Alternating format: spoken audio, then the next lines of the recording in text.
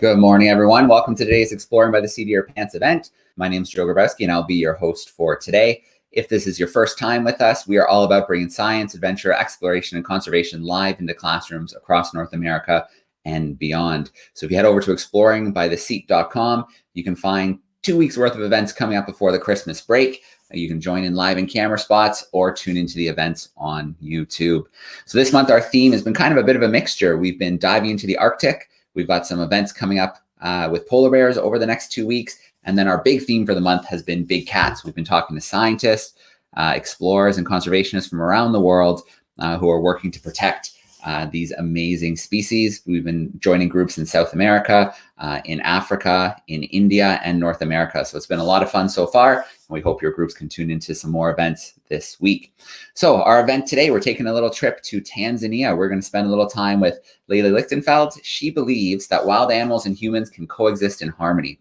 So she resides in Tanzania, and she co-founded African People and Wildlife in 2005 to help rural communities conserve and benefit from their wildlife and natural resources. So with over 20 years of on-the-ground experience in East African wildlife conservation, she specializes in human-wildlife conflict prevention, species conservation, focusing on lions and other big cats, as well as empowering communities to engage with the management of their natural resources, as well as conservation. So I'm going to bring Laly in live with us. Hey, Laly, how are you? Hi, I'm great. Good morning to you all. All right. Well, it's so great to have you joining us live from Tanzania. We're excited to learn a little bit more about big cats and how you're bringing the community in to help protect them. Thank you. It's a pleasure to be here today. We are so thrilled to be part of this program and to have been part of National Geographic's Big Cats initiative for the last 10 years now.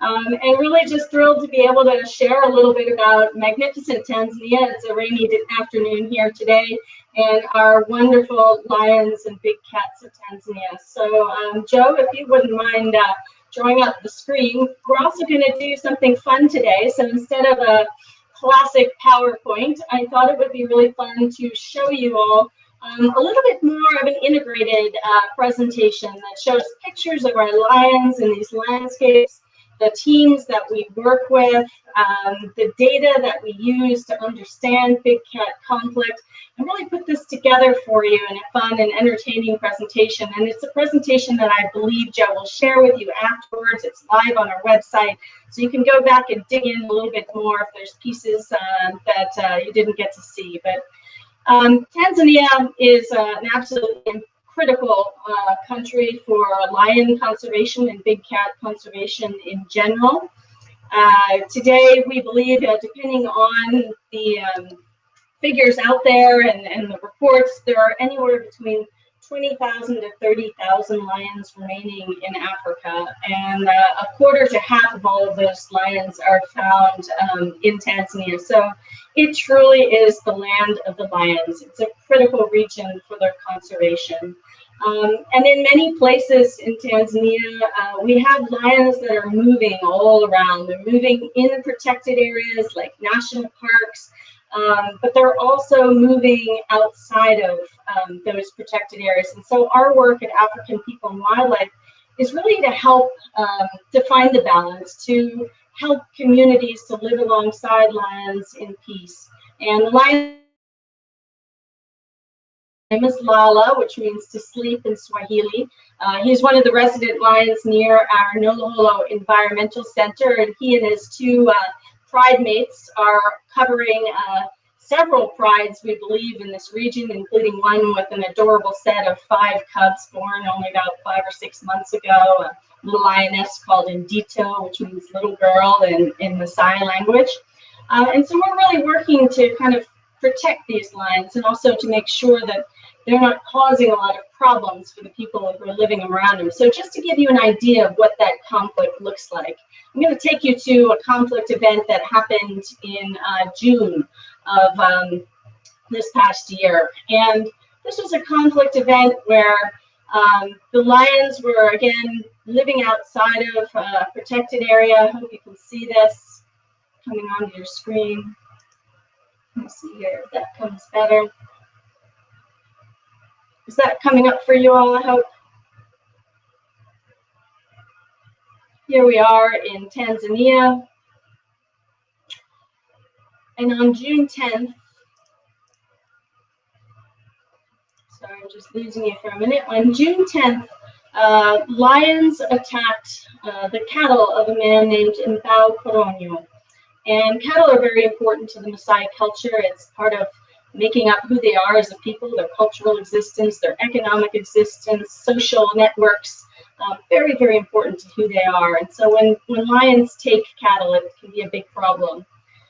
And so indeed, over the night, people feared the worst, that lions had taken and killed these cows. And in the morning, one of our team members went out and was notified. He went out and he found the tracks of these lions, which you can see in the center of that photo there. And indeed, lions had gone out and killed cattle. And so this is Stephen, one of the conflict officers that we work with, who had gone out to track the pride and try to prevent any retaliation against these lions, try to prevent people from killing them. As you can see, people got pretty angry. When you lose a cow again, that's a pretty big event. And so the spears were out and people were ready to go out and spear these lions. But through a lot of techniques of sort of reducing tensions, talking about the problems, understanding why the lions may have killed the cattle. Often it's at a boma where that's unprotected, or it's cattle that are left out at pasture at night and get lost. By talking through the problem with the people, they were actually able to prevent the killing of those lions today. It was a pride of about 7 animals. There were cubs.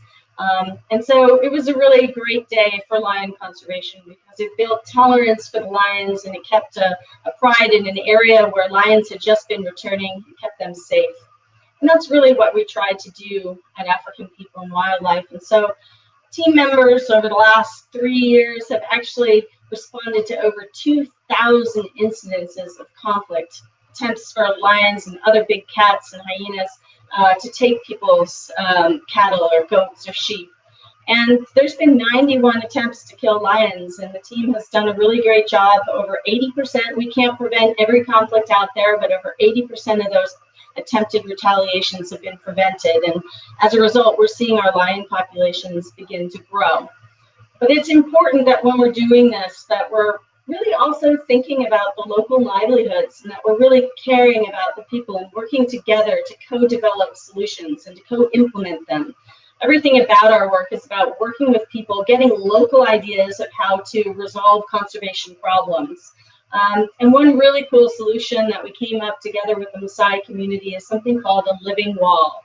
And living walls are environmentally friendly enclosures. You see one in front of you there that actually prevent lions or other big cats from getting into the livestock corral. The corral is where people put their livestock to sleep at night. So they bring them into the corrals every night to keep them safe. And by fortifying them just a little bit more with a living wall, we've been able to greatly reduce conflict. And so a living wall you can see is this chain link fencing with trees that act as fence posts. So we're planting a lot of trees, more than 184,000 trees. This gives you a bigger view of the actual corral and the trees that are used and the chain link fencing that are used to form the living wall.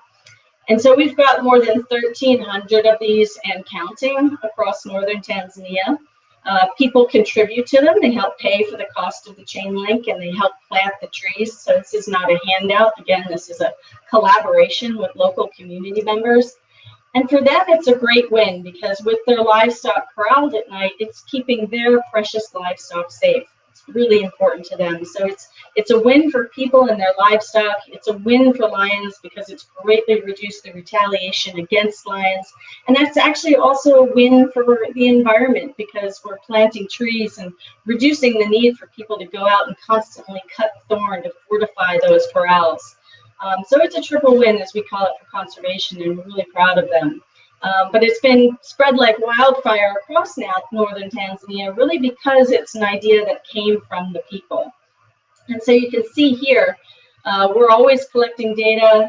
Having a very science-driven approach to our conservation work is really important to us. And so you can see here the yellow areas there, that's where the conflict is highest, surrounding Tarangire National Park and going up towards the Ngorongoro Conservation Area. And so we've been monitoring conflict over many years, and the yellow areas are the hot spots. And then let's show you what happens when we lay living walls across the landscape? Well, we try to put them right in those hotspot areas so that they can prevent as much conflict as possible. And since this is a more recent map, you'll see down just outside of Tarangire National Park, it's not quite as yellow there because we have so many living walls there over so many years that the conflict has really dropped off in recent years. Whereas in between Tarangire and Lake Manyor up to the north, that big yellow spot, that's a more recent area where we've been working in. And so the conflict is decreasing, but not quite as much. So it's an ongoing effort, and it's really important for restoring lion populations in this landscape. And so we work with local community members. These are individuals from the rural villages who want to promote coexistence. And they do this by monitoring lion presence. They do this by helping to install living walls. And they do it by collecting all of the data that helps us understand where the conflict is hottest, where it's greatest. And so when they're collecting information on lions, this is a lot of the fun stuff of their work, is they're collecting all sorts of interesting information about their vocalizations and tracks. Where are the lions wandering? Where do they see them most often? And every once in a while, we get to record the roar of a lion, which I'll play for you now.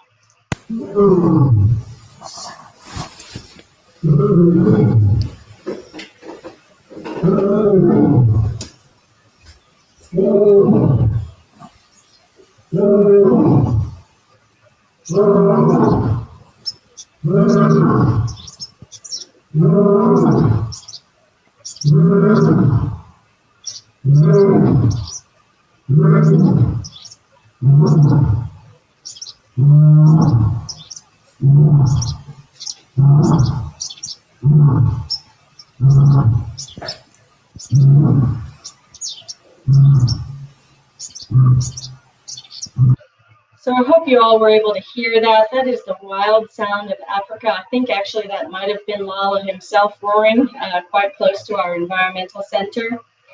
So the Warriors for Wildlife, they're collecting information like that. They can hear where the lions are. They can look at their tracks. So this is a lion track that you see. It's quite big, the length of a pen or more. And they can use that length to be able to differentiate a lion track from, for instance, a leopard's track, which is a bit smaller. And they take all of this information and through really cool technology using ArcGIS and the Esri systems, these Warriors for Wildlife each have their own smartphone or tablet out in the field with them where they record their information. And that information immediately gets uploaded onto our servers once they're in Signal. And so we can see in real time, this is actually just a picture of one of the databases, but we can see in real time where the observations of big cats, lions, leopards, cheetahs, and even African wild dogs or other species of interest, we can see where they are and we can look at their trends over time in terms of what people are seeing. And you'll see in that graph there at the bottom that from 2016 to 2019, our wild dog sightings kind of remain the same, but we've had increasing cheetah sightings, we've had increasing leopard sightings and increasing lion sightings. And of course, the data there in 2020 is not yet complete, so it's likely those will pop up, of course, when the full data set is in. So it's really exciting to see that and to see citizens utilizing science to help them inform others about conflict, where big cats are. We can also use things like motion-triggered cameras that we can put out in the field to get a more intimate idea of the prides that are in the area, the territory the big cats are using, so we can help identify even the individuals in the case of leopards, or we can monitor pride dynamics of animals moving through particular areas. And then, as you saw with Lala's got a collar around his neck because we're really also trying to understand how much time do these lions spend inside and outside of protected areas. And when they're outside of protected areas, can we use this collaring data, these GPS positions that come in on an hourly basis to help keep the lions out of trouble? So we're working on a really cool system of alerting in a way, alerting through maps and text signals when we know a lion has crossed into an area where people are. So it's called geofencing. And if we can do this, we can know that lions are approaching a community. We can alert the conflict officers or the warriors for wildlife in that area. And again, we can help keep everyone safe. So this is a partnership with the Tarangire Lion Project that we've been developing. So keep your eye on that because new cool things coming up. And so that data I was saying, this is a map here, these brown areas. This is the big cat observation range. This is lions on the move. And again, you can see they're moving quite a huge distance outside of the formal protected areas like Tarangire National Park and Lake Manyara National Park. And they need that space. They need that space to reproduce, to exchange genes and ensure the population stays healthy. They need it because sometimes their wild prey moves outside of the park. So if they don't follow, they have a real hard time hunting and finding prey. So there's lots of reasons why they need to be out in these landscapes. And we're incredibly lucky that the communities have been so tolerant about them and have been willing to work through the conflict to find a solution that works for everyone. And that's really at the heart of our model. At African People and Wildlife, we really believe in what we call layering impact. So I'm not going to go through all of our other programs that we have on the ground, and I'll leave you to explore some of that on our website at African People and Wildlife. But what you're seeing here is a map of layered impact. So everything there in green, that's places where we're working with communities to protect pastures and to help manage the livestock populations across those pastures for better quality forage for both the livestock and the wild prey. And so that's really important, of course, to the Maasai communities. They want their cattle and their goats and their sheep to get fattened up to survive through the difficult periods, particularly the drought period. So working towards really good management of those rangelands is at the heart of the Maasai community, and it's good for wildlife too. And then what you see in the yellow circles, those are areas where we're working with women's beekeeping groups. More than 100 groups now across this area who have realized that they can also layer impact. If you can protect good quality pasture, you can also put beehives out in those areas and harvest honey. So more than 1,500 women are involved in this program now.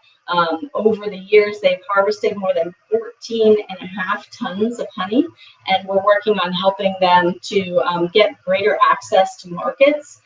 Right now, in fact, we're about to open or launch a new women's enterprise center, the first of its kind in northern Tanzania, to really help empower the women and to link their great conservation efforts with economic security and a greater voice in their communities. And then, of course, those little orange dots that you see there, those are living walls. And so our goal is really to keep layering that impact. We haven't been able to do it everywhere, but we add more and more every year as our valued supporters keep helping us out, keep helping us to expand and scale up our programming across northern Tanzania. And here's a photo there of actually the hives at night hanging from the trees. And so wherever you hang those hives, according to Tanzanian beekeeping policy, they're not allowed to cut down those trees anymore, and you can't cultivate within a certain vicinity, so you can't plant crops, because Tanzania really wants to take care of those wild honeybee populations and ensure that they're still propagating wild pastures and not being influenced by introduced crops or cultivation. And so we think really that with more holistic approaches like these, and there are other examples across the continent, with holistic approaches like these, we are seeing the return of lions. I've lived here for the last 20 years. We went through a very dark period of time when the roar of the lion just dropped away from the landscape. We didn't hear them much at all. And now I'm very happy to say that just about every other day, I can hear lions roaring around our rural environmental center at night.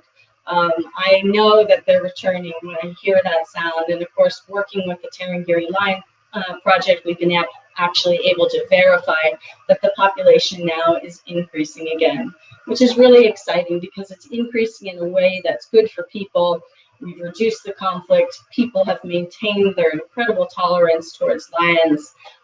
And so we've really managed to have a win-win. And of course, as we move forward, and of course, this is a very difficult period in the history of the world, but as the world reopens up again, we hope to welcome more and more people back to Tanzania, and of course to help communities to access more revenue from the tourism industry so they can benefit now from the greater numbers of lions roaming on their lands.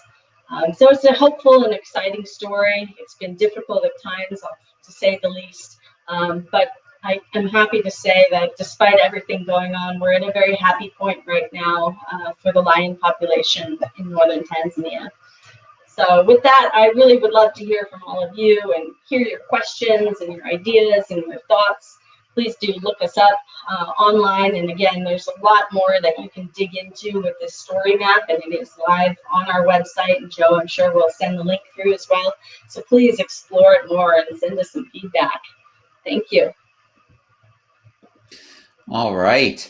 Well, Laly, thank you so much for that great presentation. That story map was so cool. Thank you. Really great. And I just love, I mean, there is something, like you said, that just says Africa when you hear a male lion calling like that. We hosted Andrew Stein yesterday, who I know you know through the Big Cats Initiative. And he shared with us that call can travel for 5 miles. It's absolutely incredible. Yeah, it's truly the sound of Africa, and it just, sometimes people say, well, when you hear that, doesn't that scare you? Like, are you worried when you hear that? And I'm like, absolutely not. Obviously, lions are animals to be respected. We have to know a lot about them, but when you hear them at night, it's a lovely sound. All right. Well, we've got lots of classrooms tuning in via YouTube. So if the students there want to start sending some questions, I'll keep an eye out for them. But we've got lots of classrooms joining us in camera spots today as well. So Laly, just before we start, I'll get you to, if you can hit the screen share button again at the bottom, that'll stop the screen share. And I think that might give us an even better signal. There we go. Awesome. Okay. Well, let's start meeting some of our classrooms. So let's go first. Let's go to Mr. Douglas's group. They're hanging out with us in Peterborough, Ontario. Let's bring them live into the call. There we go. How are we doing, Peterborough?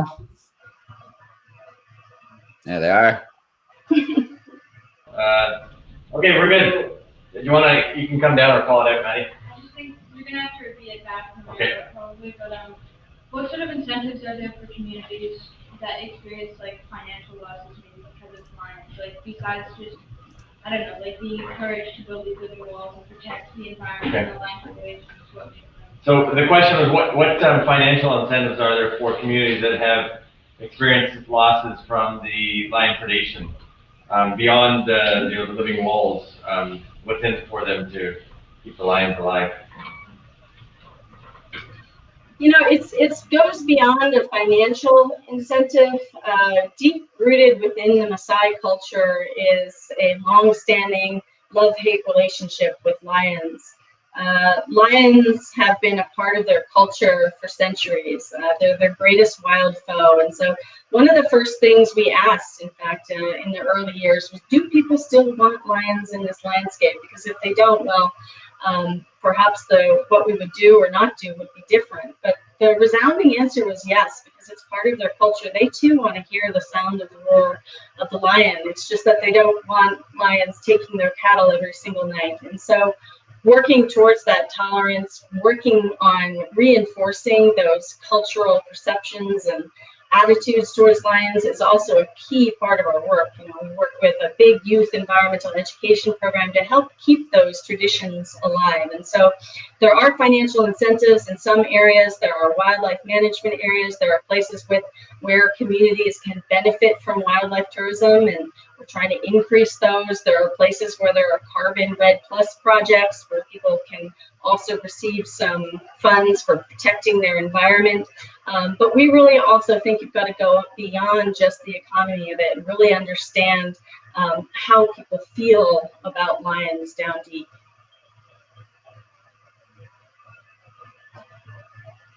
All right, great question to kick things off for us. I'm going to jump to another classroom now. We're going to go to Kitchener, Ontario. Mrs. Johnston's got some third graders hanging out with us. Let me see if I can get them into the call. There they are. Hey, Kitchener, how are you? Good morning. All right, we'd love to steal a question. Would anybody like to ask a question this morning? Veda, do you want to come on up? Why did you choose to work with lions? Great question. I love that question. I am a Jersey girl. I grew up in New Jersey. Why on earth would I travel all the way to East Africa to work with lions? I have to tell you that basically from your age, I just loved wildlife. I loved being outdoors. I wanted to learn everything. National Geographic magazine, Ranger Rick, all these different abilities and ways to learn about wildlife. That was what I was all about. And when I was just finished high school, actually, was starting off in college, I got the chance to go to East Africa and hear my first lion roar. And I was just hooked. There's something about the big cats, the look in their eyes, the intensity, again, that call of the animal at the night. It just captivated me. Lions are also the only truly social cats in the world. They have a really interesting social system with prides of females linking together, working together, helping raise cubs, interacting with coalitions of males. It's just a fascinating animal to study. And I just never looked back. All right, very cool. And I think that's a really important thing to think about is, if you find something you're passionate about, you should just go for it, because then I bet your job doesn't feel like work every day. It feels pretty exciting and you look forward to getting out there every day. Oh gosh, yeah, I am so fortunate to just absolutely love what I do. It is not a job, it is a passion, it is a calling. I am fortunate to have an incredible team of dedicated Tanzanian conservationists that feel the same way. And they're just getting up every morning with the hope that by the end of the day, we've done something good for the environment, something good for people, and something good for wildlife. All right, let's meet another group here. We're going to go visit Mr. Londos and his crew hanging out virtually in Acton, Ontario. They're a grade 7 class. Let's bring them in. How are we doing, Mr. Londos? Good. How you guys doing? All right. I got a couple of questions in my chat bar. My class is watching live. So my student Maya asks, oh, it just disappeared in the chat. Have any other animals interfered during the help to get the lion population back? So have any other species, caused problems or helped in any way? That's really interesting. Very good question. I haven't heard that before.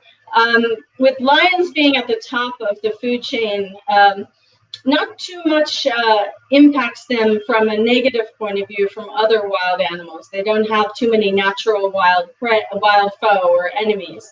Of course, having very healthy prey populations, things like wildebeest and zebra, the lions in our landscape love buffalo. Having really healthy prey populations helps boost the lions up. It increases the reproductive success, being able to raise those cubs up to adulthood. But I would say that that's a really interesting question when you're talking about other species of big cats like cheetah, or even not a big cat, but the African wild dog. Both cheetah and wild dogs are some of Africa's most endangered carnivores, large carnivores. And in fact, when you have large populations of lions, that can actually depress your cheetah and wild dog populations because they can't compete as well with the lions. And so they tend to, if there's a strong lion territory in the area, they'll try to skirt that area. So they have more restricted habitats where they can be. So in terms of when you're overall managing wildlife conservation, wildlife species, you do have to ask those questions. What are you looking for? Diversity of species, wild dogs, cheetahs, hyenas, lions? Are you specifically focusing on lion conservation in specific areas? That's really an excellent question. All right, very cool. We'll come back to the grade 7s in a few minutes, but let's go to Oshawa now. We've got Mr. Toner's grade 8s hanging out with us. How are we doing today? There we go. I'm doing well, thank you. We really appreciate you taking your time and visiting with us. We had a couple questions very similar to that last one, but I was really quite taken actually with the little bit of the story about the women beekeepers. I was wondering if you could provide a little more information. I think that it's really kind of amazing to think about not only your conservation with wildlife, but interacting with the community and getting people involved in an initiative like that. It's kind of fascinating, I think.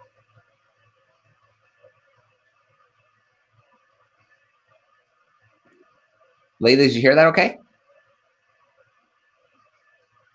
I think I lost you there for a minute. Oh, that's okay. So Mr. Tonard was wondering if you could tell us a little bit more about the conservation project with the women in the beekeeping, you know, how that came about, and maybe give us a little bit more detail. Absolutely. This is one of my personal favorite projects. And, you know, when we originally started focusing on conservation in this area, we were really focusing on the conflict because that's the powder keg, right? You know, lions taking cattle. We really wanted to reduce that. But then when you think about it from a longer term perspective, as that conflict begins to drop off, lions also need habitat outside of these protected areas. They need room to roam. And so really working on the habitat conservation piece of the puzzle became central to us. And at the same time, we had realized that much of our work we have been doing with men, because men are in charge of the livestock. They're the ones out at pasture, herding them. They're the ones retaliating with spears and other weapons against the lions. And so in a sense, we just hadn't focused on the women enough, and that really became apparent.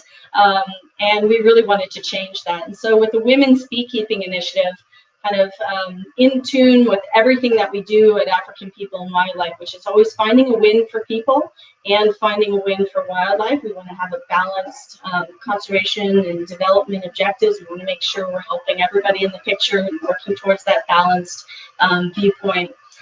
We realized this was a great opportunity to work with women. And so we began discussing with some of the local women's groups their ideas around enterprise, you know, businesses that might be linked to conservation. And beekeeping was a strong front runner.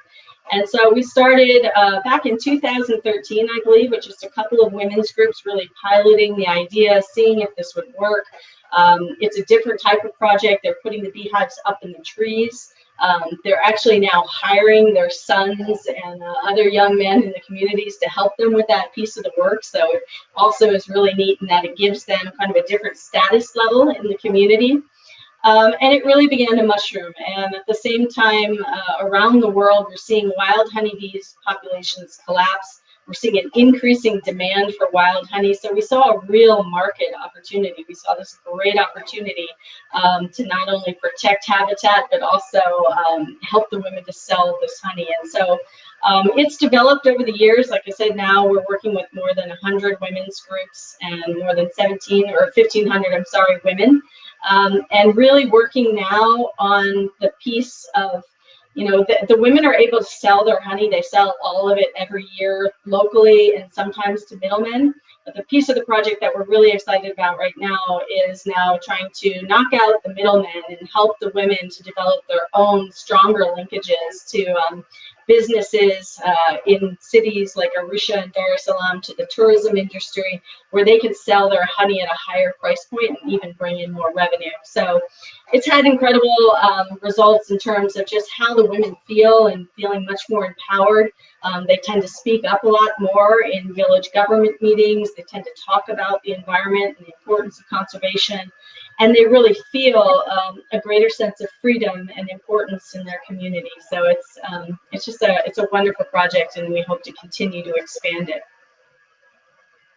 Yeah, it's very cool, and a great example of good conservation where, you know, you look at the whole community, provide jobs, provide income, and that just can't help but trickle down to protecting the ecosystem, and, you know, everybody feels more comfortable and everything feels more stable. Very cool.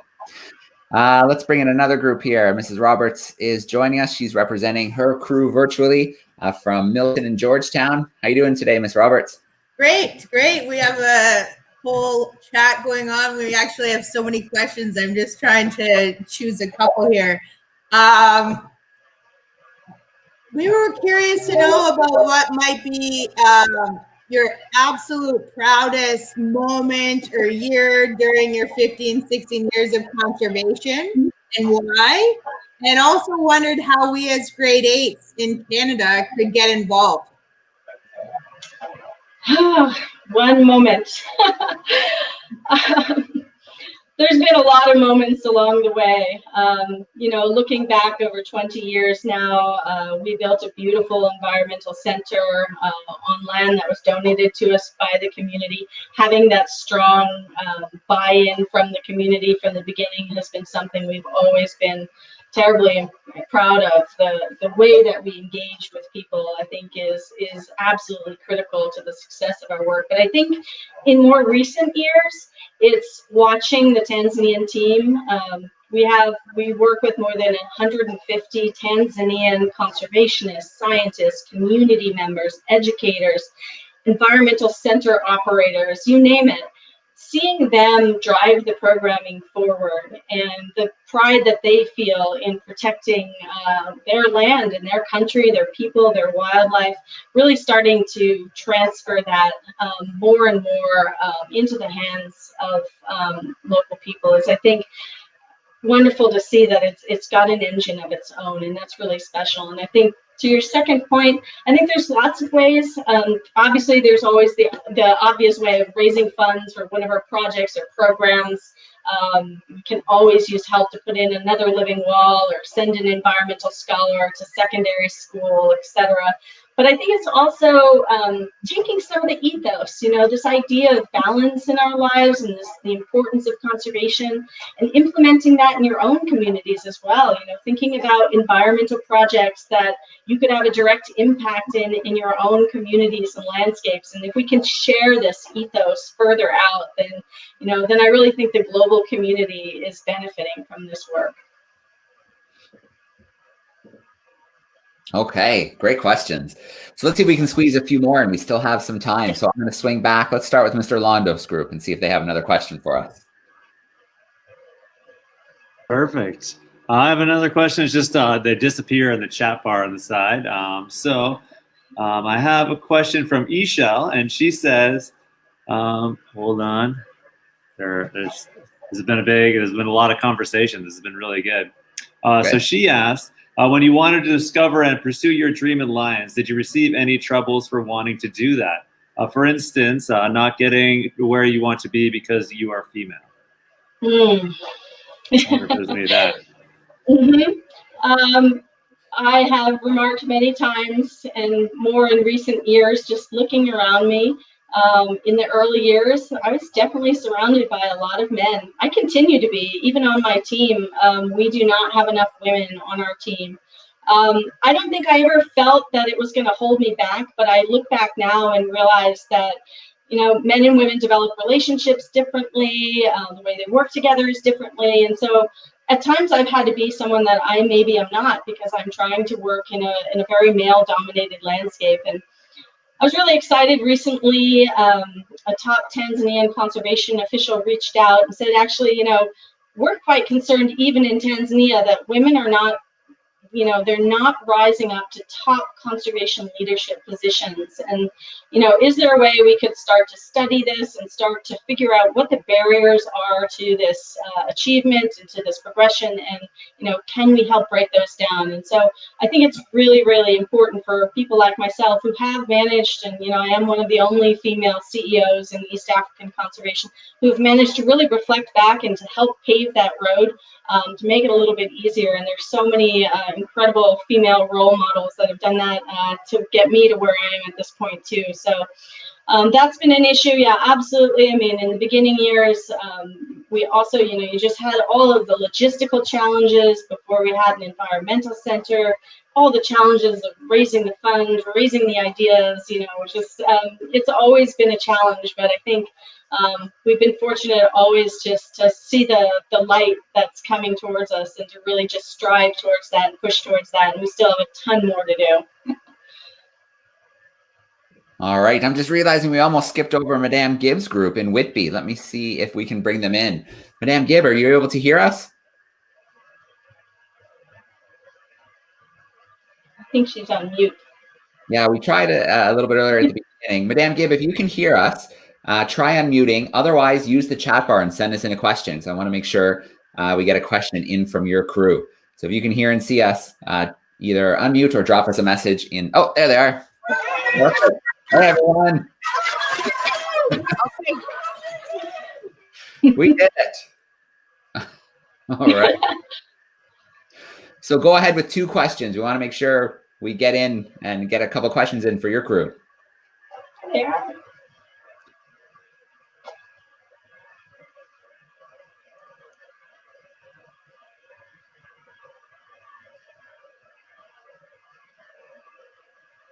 You're just deciding who's going to come up. It's okay if all your questions have been asked as well. No pressure.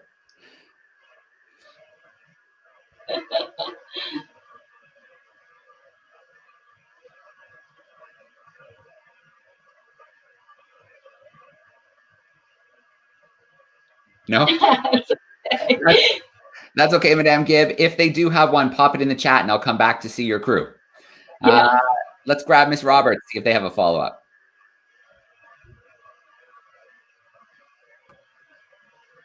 We have so many in our chat. I just need to look back to see here. So how did you initially get involved in this type of work? When you came from New Jersey 20 years ago, how did this spiral into what you're doing today? Great question. How did I actually make this happen? Again, the passion is what led me. And then my first exposure to East Africa was with the National Outdoor Leadership School, or NOLS, and that gave me a really great grounding in East Africa. And then, you know, when I went back to school at the University of Richmond, everything was about African studies, politics, ecology, sociology, you name it, I was hooked. After that, I was very fortunate to apply and receive a Fulbright Scholarship, and I went back to East Africa and to Kenya to do research, and I really began to study this question of how can communities benefit from the wildlife around them, and, you know, was it working? And the study that, you know, we ended up publishing actually said, no, it wasn't really working that well at that time, and that just motivated me even more to say, you know, this is a really solid concept. It has a lot of promise. It's not working yet, but it could. And so I sort of crafted all of my master's and my PhD work at Yale University around this idea of community engagement and conservation. And at the same time, as I was doing my PhD research in Tanzania, I was very fortunate to meet my future husband, and we began to work together on the research project, and then co-founded African People and Wildlife when I finished my PhD. Because while I love science, and science is a huge part of what we do, I really wanted to shift my focus a little bit more towards the applied conservation. I just wanted to stop seeing things disappear and see a difference on the ground. And so our work is really always about impact on the ground, measurable impact that you can see and feel and hear and touch. And you know, that's what we've been able to achieve after all these years.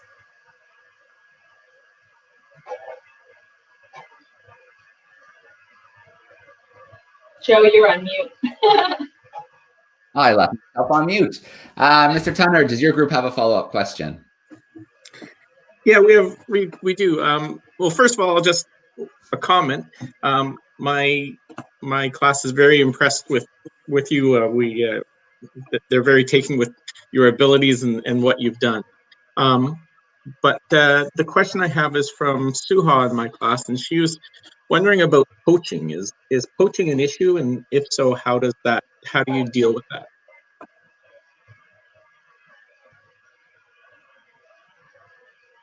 I did not hear the question. Okay. I can pass it along if you can hear me. The comment wondering about poaching. Is poaching an issue, and how do you deal with that? Oh, good question. So poaching is definitely an issue for the wild prey that the lions feed on. Bushmeat poaching for meat to consume is an issue. It's not as big as an issue here as it is in some other parts of Africa, but we do support community game scout teams to reduce the poaching. The bigger threat to lions these days is the illegal wildlife trade, and so we're seeing an increase in people really, wanting to go after lions for the lion bone trade. So if you've ever heard of tiger bone wine, it's used in Asian societies, and it historically has used tiger bones and has been a huge cause of the drop in tiger populations around the world. But more and more lions and other big cats are being used. Their bones are being used in this tiger bone wine. So we're very fearful of an increase in poaching for that, an increase in poaching for their claws or their teeth. And so we're really keeping tabs on that as well. So far, we've been lucky. It hasn't been a huge problem, but it's a threat on the horizon for us. Okay. And we'll give Mrs. Johnston's group, if they have another question, a final shot. There we go.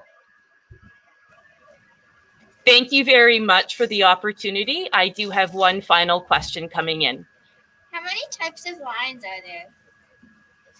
Oh, very good question. So in Africa, we have the African lion. So that is the one major species. And then there are a number of subspecies. Like, for instance, where we are, we have the Maasai lion, actually, as it's called. And then there is also an Asiatic lion that we find in India, in the Gir forest and other places. And so that's a different species of lion. And so actually, historically, lions had a tremendous range across both Europe and Asia and into Africa. And it's only been in more recent years that their range has contracted. All right. And I said that was going to be the last question, but we did just get one more via YouTube. And I think this might be an easier one. One student wants to know about the lifespan of lions. What's kind of their general lifespan in the wild? Sure, it's bigger in captivity, but. Yeah, it's higher in captivity for sure, because out here they have a rough time, and as they get older, for the males in particular, when the males are older and they can't hold on to a pride and a territory, they have to go off on their own and they have to hunt on their own. And maybe if they're still in a coalition with other males, they help each other. But often the males die younger, maybe 12, 13 years of age. A 14-year-old male lion is a pretty old guy. But in the pride, things are a little bit different because of the way the females help each other out. I've seen, females that are blind in one eye, or that, can no longer hunt because they're so old and maybe they have a problem with one of their legs, being carried on by the pride because they're still feeding together and they're still helping each other out. So the lionesses can live a little longer, maybe 13, 14, 15 years in the wild. So yeah, great question. And Joe, I also noticed there was just one question from Mr. Londos in the chat, which I think is a cool one. When working with communities, did you have to learn other languages? Absolutely. So I am fluent in Swahili. We do all of our work either in Swahili. My team members speak multiple languages, local languages, Maasai, Barak, Bulu. So absolutely, it's really important when you're doing this work to really speak in the local language. And that was one of the keys to us understanding how people felt about lions and environmental conservation, was talking about it in their own language and understanding the dialogue, the way they speak about conservation, the words they use for conservation. That's a real important piece of the work. So thank you for asking that. All right. And I can see Madame Gibb has their camera back on. It looks like there might be a student or two on deck. So I can't resist the opportunity to make sure they get a question in.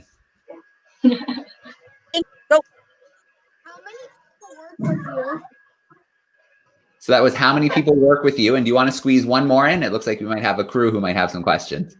Hello, my name is Marcus Gabriel. What animals in Africa are endangered? If there is. Can you hit me with that question again? Nice and loud, bud. Which animals in Africa are endangered, if there is any? Okay, so the first one was how many work on your team? And then Laly, it was a bit broad about endangered animals in Africa, but maybe you could tell us about a species or two in Tanzania that's endangered. Yeah, absolutely. So my team, I have more than 40 full-time team members here at the Environmental Center are working across northern Tanzania. And then we have all these community extension officers that are working on behalf of their community. So all told, we're more than 150 strong at this time, and a really wonderful team, and linked together by cool things like WhatsApp and all this stuff that I didn't have many years ago. Second question about endangered species. Unfortunately, there are many endangered species across Africa, so I'll throw that challenge back to your class is to look up a few of the others outside of Tanzania. Maybe look into Uganda, I'll give you a clue. But here in Tanzania, we have the endangered African wild dog and the endangered cheetah, which I've mentioned. But we also have the endangered Maasai giraffe. That's another species that's on the watch list now. So very important to understand. And of course, I'm sure you've heard about rhinos. The black rhino in Tanzania is also endangered. And of course, there's a lot of other smaller species that we could talk about as well. All right. Well, I want to start off with a huge shout out to our crew on YouTube. Thank you for joining live today and sending in some questions. Another big shout out to our camera crew, our classes in class, as well as the virtual classes. Thanks so much for spending time with us. And Laly, thank you so much for, well, the work you do, of course, but spending a little time with us today from Tanzania to share it with our students and help us celebrate big cats. My pleasure. Thank you all for your interest and excitement about the natural world, the big cats. Please keep that interest up and that enthusiasm up, and do lots of great things for the wildlife and the environment in the future. All right, excellent. Well, like I said, we have lots more events coming up before the Christmas break, so check out exploringbytheseat.com. We hope to see you in another event or two, but for now, we are going to sign off. Thanks, everyone. Have a great day. Bye.